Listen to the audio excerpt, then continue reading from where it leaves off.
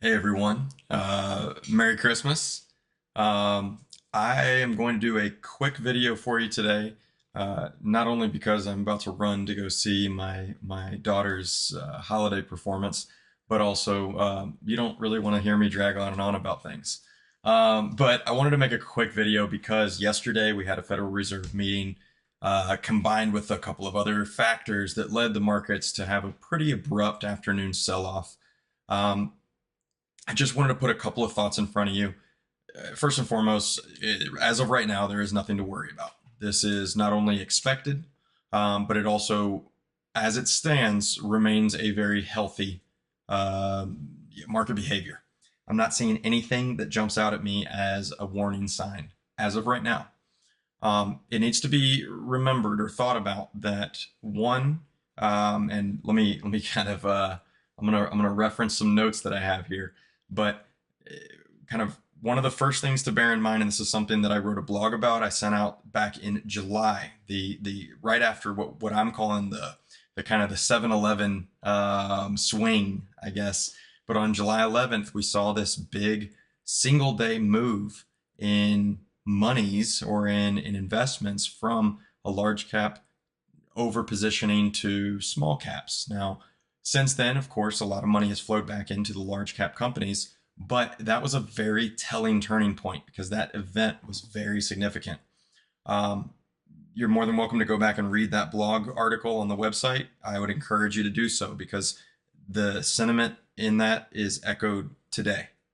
A lot of what we might be seeing right now is we were just looking for a catalyst to begin making more moves away from the large cap, over concentrated, extremely overvalued respective to other asset classes, stocks that are the large cap, the tech stocks, the Nvidias, the you name it, the Broadcom. I mean, you can just go down the list. Tech sector very overvalued. But then, of course, there's kind of tech adjacent, which is the communications sector type of stocks, the metas of the world, that type of thing. Um, the Magnificent Seven stocks. These are all stocks that have become incredibly overvalued. And there are a lot of investors, both institutional and retail, that are looking to move away from those investments as we look forward. And I'll talk a little bit more on that in just a moment. But one of the other factors to keep in mind, the Federal Reserve did have a meeting, and Jerome Powell, even though I wasn't surprised at all, I was completely expecting him to say, we're going to cut one more time, then we're going to stop cutting. For some reason, the street was not of that same perspective. Then when I say street, the Wall Street, that is. It seems like the world kind of panicked because all of a sudden he's not going to keep cutting. Uh, that should have been expected. I've been talking ad nauseum with anybody that we've had a review meeting or whatever it might be. You've probably heard me say we are really, really aware of the fact that we should be looking for reflationary positioning in the portfolios, and we should be very cognizant and considerate of the fact that we will likely see reflation, which is a resurgence or a re-emergence of inflationary pressures. This is basically what Jerome Powell said. We're cutting 25 basis points today. I'm not sure why, considering the fact that they were, seeing these inflation numbers. There's a lot more detail there, but I want to keep it brief. Is that something that we need to be worried about? It's something we need to be planning for. And I say that because the inflation conversation is not going to be going away anytime soon. I've been saying that. Our plans include that kind of consideration. Don't think that inflation is over. So when it comes to excess cash that's sitting in the bank accounts, when it comes to the deleterious effects of inflation on our daily living, okay, let's not sit idle on these dollars. They cannot sit there and be chewed up by inflation because this will go on longer than you think. And by positioning in investment portfolio, you naturally participate in the inflationary environment, but at a minimum, let's make sure that those monies are getting positioned into higher yielding investments that have a zero or next to zero risk feature or risk profile on them.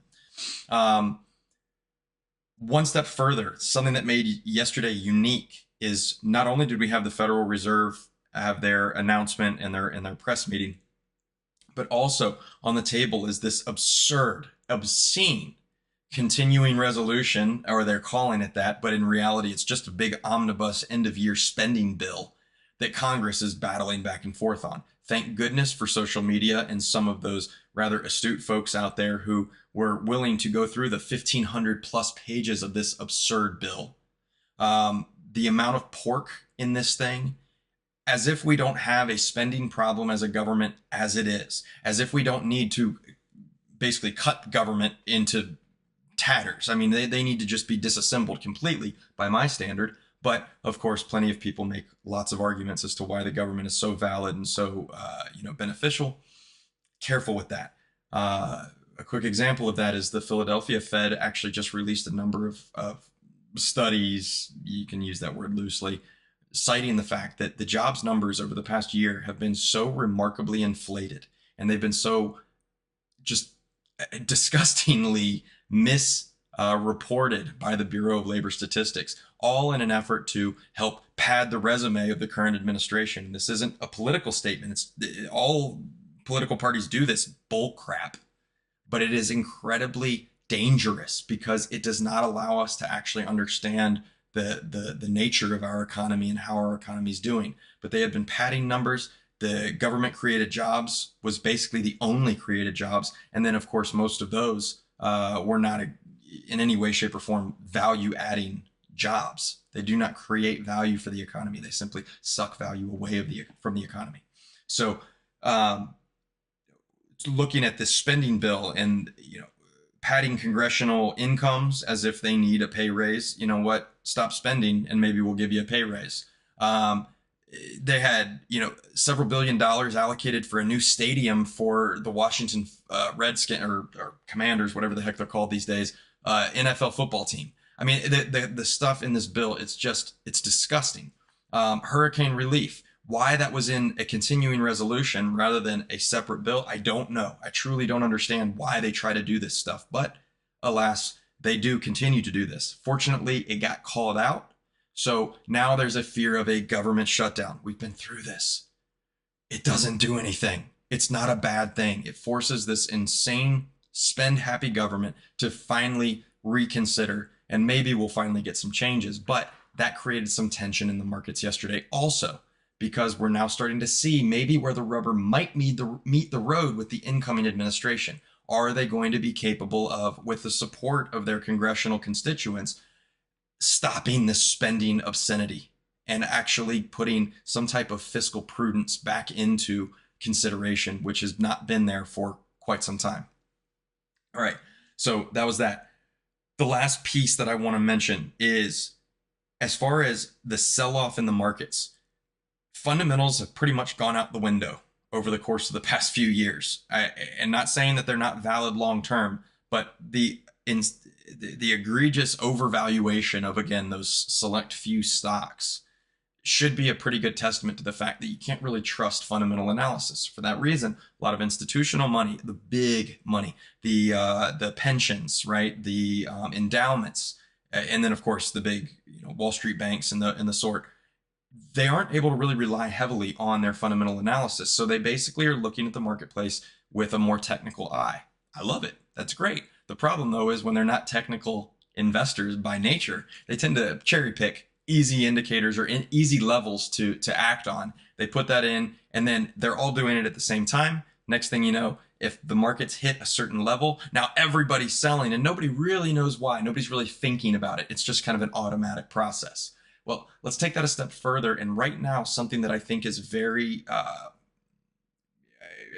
missing from the conversation is there are so many institutional dollars, retail dollars, meaning the moms and pops, the Main Street of America investors that have significant embedded gains in these highly overappreciated, overvalued tech stocks and the like. And those are not necessarily well positioned to continue successfully appreciating over the course of the next few years. Think of it mainly in terms of the big institutional money. They're looking at it saying, look, yes, we may have a more appropriate or a better tax environment to sell and capture gains next year, but we have so much in gains, we don't want to capture them all in one year if we want to get that money out of large cap and move it into, let's say, small cap, or move it into international, or move it into some other segment of the market. So for that reason, They were looking for an excuse to sell, just like they were back in July. They are now. So with the Federal Reserve, with the congressional, disaster bill that was on the table there, and combined with the fact that we won't see additional cuts, or at least the Federal Reserve's doing what they do best and using their mouth to try to sway markets, which is what they're doing. Okay, and you've heard me say that for the past 4 years. I sound like a parrot. It's the same thing over and over again. The Federal Reserve likes to use their mouth to control the markets. The markets may have, in fact, done some selling for that reason. You sell off of those big overappreciated stocks that are incredibly huge in size, the Apple, the Amazon, the Googles, the Nvidias, you name it, the Teslas, whatever it might be. If you're getting selling in those, by nature, all of those index-based investments like the S&P 500 index that most people own in their 401ks, or most people own in even, their retail portfolios, those are all getting sold as well. So for that reason, as my computer freezes on me, so for that reason, we want to acknowledge that very well could be a big driver behind that radical extreme selling, because otherwise no conditions have really changed. I'll end it on this note.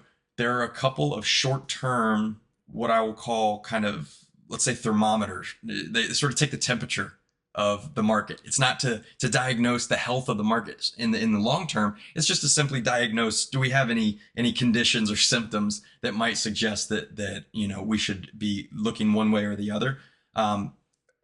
Basically, I have a washout, a selling washout indicator. It's basically to say, is that selling pressure, is there any validity to it continuing? Is there any chance it's going to continue, or has it pretty much reached a critical level? And as of right now, we've just hit that critical level. Now, that's not something to act on. What we act on is instead when this particular indicator reverses back up. So right now it has gone down to a very critical level. It's only happened basically somewhere between 10 and 15 times over the past 15 years. So it's not something that happens a lot. All right. But when it does happen and it signals and then it reverses back up, that's usually a pretty clear sign. Okay, the selling's over. We may be able to reposition, or we may be able to use that as a chance to sell out of positions that we don't want to hold any longer, because some buying momentum might come back into the market. So that's one. I have a couple of other indicators that are basically saying right now, just hold tight, sit tight, let this kind of breathe a little bit, and let's revisit. If we see some other significant changes. But for the time being, we're not going to have any major changes in your portfolio. We're not going to be doing any kind of run for the hills. There's no, Chicken Little and the sky is falling here. This is, as of right now, a healthy market, sell off, and then we'll see what kind of rebounding we might get, over the course of the next, week or so. Of course, we have the holiday next week and then the end of the year. So we'll be monitoring closely. But if you have any questions about your personal portfolio, if you have any ideas or thoughts that you want to explore in more detail, please let me know. Happy to talk about it.